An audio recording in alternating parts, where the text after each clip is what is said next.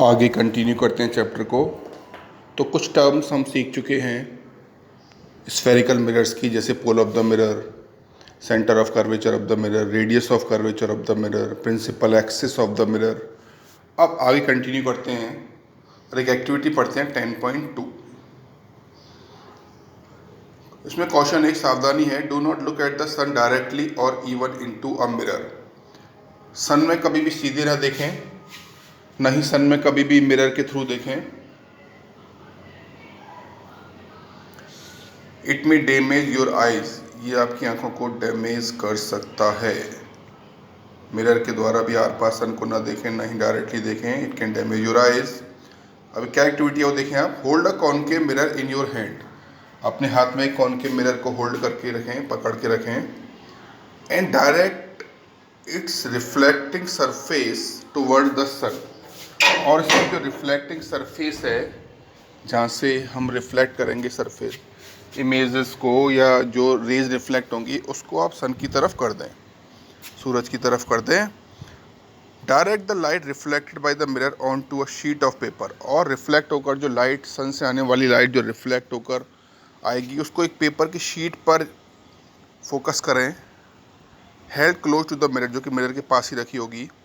Move the sheet of a paper back and forth, आगे पीछे थोड़ा सा एडजस्ट करें पेपर की शीट को। Gradually until you find on the paper sheet a bright sharp spot of light, जब तक कि उस पेपर शीट पर एक चमकीला ब्राइट स्पॉट ना आ जाए। मतलब जो सारी की सारी जो रेज हैं वो रिफ्लेक्ट होकर एक पॉइंट पर इकट्ठा हो रही हैं, वो पॉइंट आपको मिल गया है, मिल जाएगा।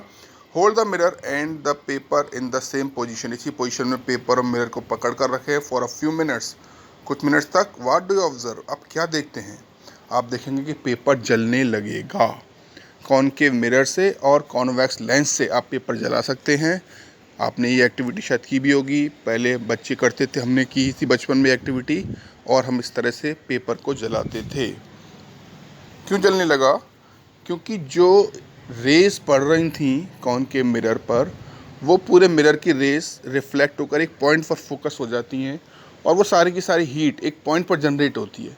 इस वजह से हीट इतनी बढ़ जाती है कि वो पेपर जलने लग जाता है। The paper at first begin to burn producing smoke, सबसे पहले कुछ देर तक धुआं उठेगा उस पेपर से। Eventually it may even catch fire, और फिर इसमें आग लग जाएगी। वाई डज इट बर्न, ये क्यों जला? The light from the sun is converged at a point, जो सन से लाइट आई वो एक पॉइंट पर कन्वर्ज हुई, इकट्ठी हुई। As a sharp bright spot by the mirror, एक तीखा ब्राइट स्पॉट मिरर के द्वारा बना।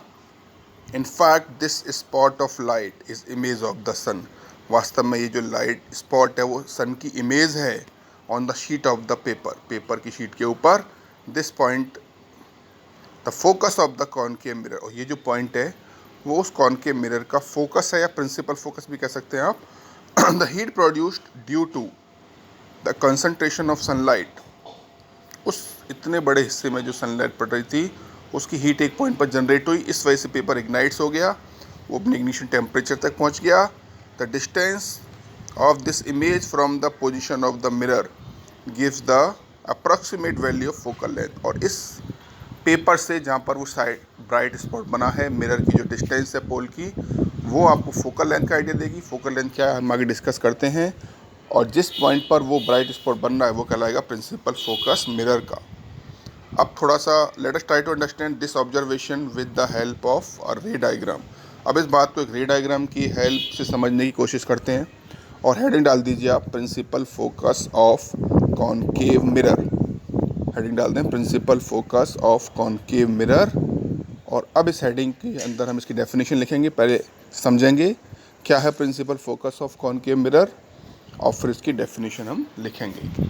तो मैं फिगर दे भी रखा है इसका 10.2a, और मैं आपको बोर्ड पर भी एक्सप्लेन करता हूँ कि principal focus of concave mirror क्या है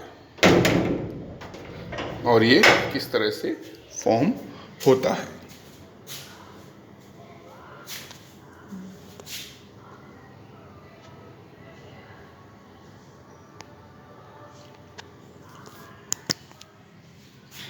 तो अगर हम एक कॉनकेव मिरर लें,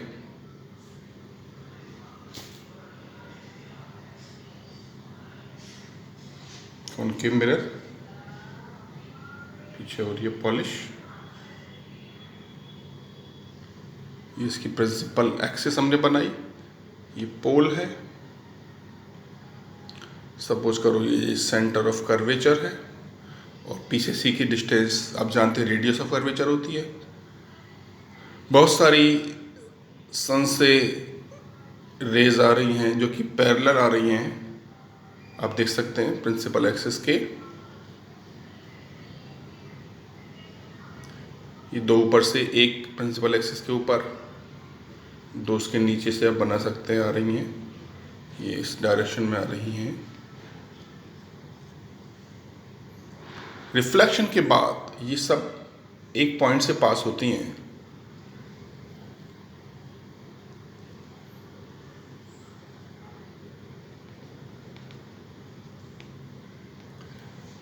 आप देख रहे हैं रिफ्लेक्शन के बाद सारी की सारी जो रेज हैं वो एक पॉइंट से पास हो रही हैं, और ये जो पॉइंट है ये कहलाता है principal focus of concave mirror, और उसको हम कैपिटल F से रिप्रेजेंट करते हैं। और जो एक्चुअल में ये जो प्रिंसिपल फोकस है ये C और P के एकदम बीचों बीच होगा। ये जो डिस्टेंस है F और P की, वो इस डिस्टेंस की C और P की जस्ट हाफ होगी। तो कहने का मतलब ये है कि जो ये प्रिंसिपल फोकस है वो सेंटर ऑफ कर्वेचर और जो पोल है इसकी डिस्टेंस के एकदम बीच में होगा, और ये जो डिस्टेंस है ये वाली तो कहलाएगी रेडियस ऑफ कर्वेचर, C और P के बीच की डिस्टेंस, और F और P के बीच की डिस्टेंस कहलाएगी आपकी फोकल लेंथ। इसकी डेफिनेशन भी आगे टिक करेंगे। तो ये डायग्राम जो 10.2a है इसको आपको बनाना है। 10.2a डायग्राम आप इस डेफिनेशन के अंदर ड्रॉ करेंगे, जो कि मैंने आपको बोर्ड पर समझाया, और इसकी डेफिनेशन मैं आपको एक्सप्लेन करता हूँ। उसको आप टिक लगाएं। ऑब्जर्व कहाँ से टिक लगाना है मैं अभी आपको बताता हूँ, समझें पहले। Observe figure 10.2a closely. Figure 10.2a को क्लोजली ऑब्जर्व करें। A number of rays parallel to the principal axis. A number of rays से आप टिक लगा लें। A number of race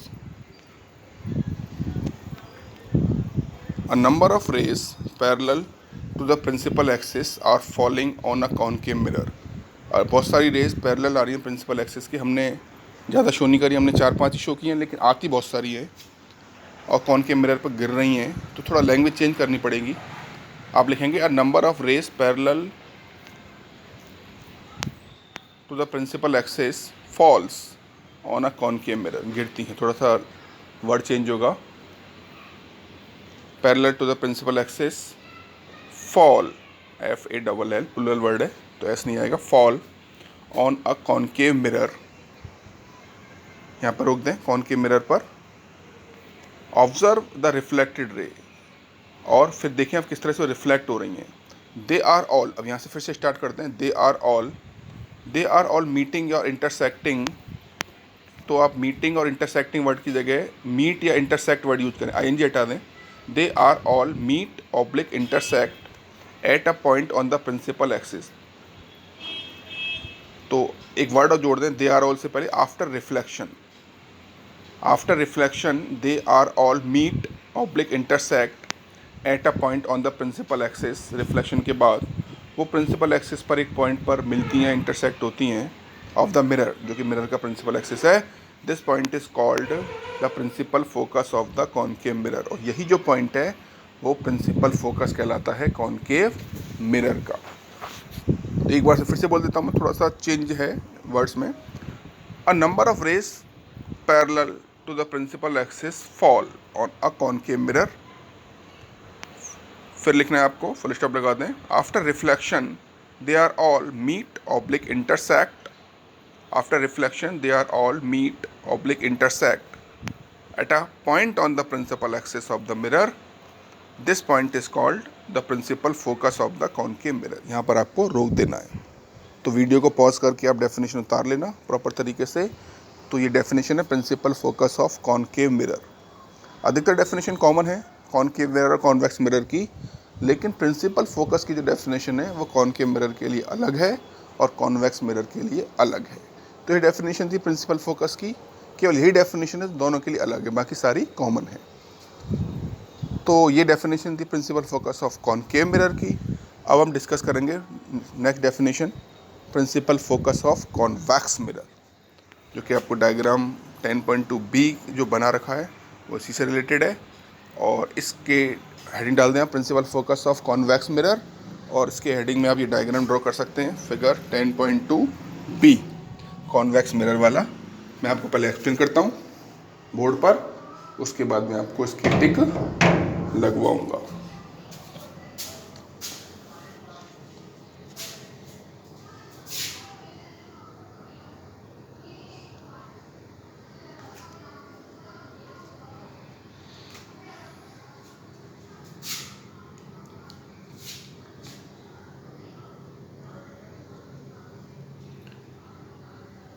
convex mirror,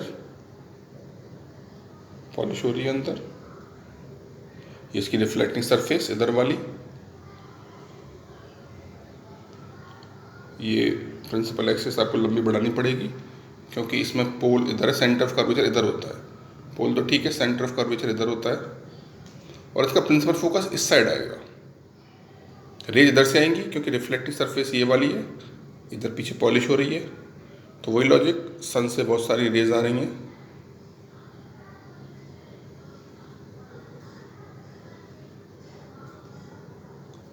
ज़्यादा नहीं शो करते, हम दो ही दिखा देते हैं, आप दो और दिखा सकते हैं ऊपर नीचे।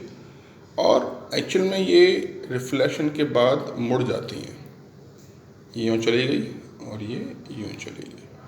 आफ्टर रिफ्लेक्शन वो डाइवर्ज हो जाती हैं, लेकिन हमको ऐसा लगता है कि ये जो डाइवर्जेंस है, ये जो इस पॉइंट से आ रही हैं, ये जो इमेज रेज हैं वो वास्तव में इधर से ना आकर इस पॉइंट से आ रही हैं और यूँ निकल रही हैं, जबकि यूँ रही हैं, डाइवर्ज हो रही हैं, ये यूँ आ रही है, ये डाइवर्ज हो रही है, लेकिन पोल के द्वारा जो आती है वो सीधी निकल जाती है, वो डाइवर्ज नहीं होगी।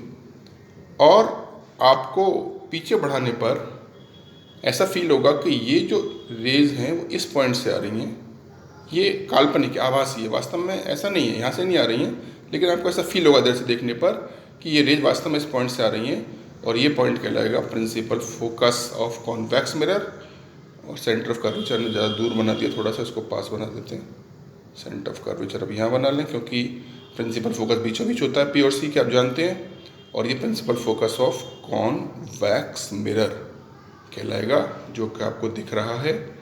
और लैंग्वेज किस तरह की शो होगी, मैं आपको लिखाता हूँ लैंग्वेज, तो ये आप समझ गए। इसका डायग्राम आप बना सकते हैं, देख के बना लें आप। फिगर 10.2b में दिखा रखा है, आपको टोटल इसमें 5 रेज दिखा रखी हैं, 5 बना सकते हैं। मैंने आपको 3 रेज से समझाया है।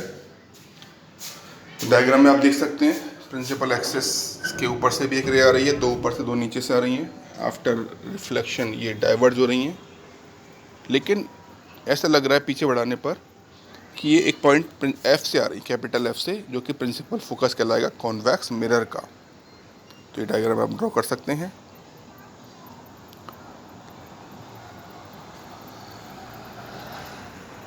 हेडिंग के अंदर क्या लिखना है आपको, हेडिंग था principal focus of convex mirror. तो पहले मैं समझाता हूँ आपको।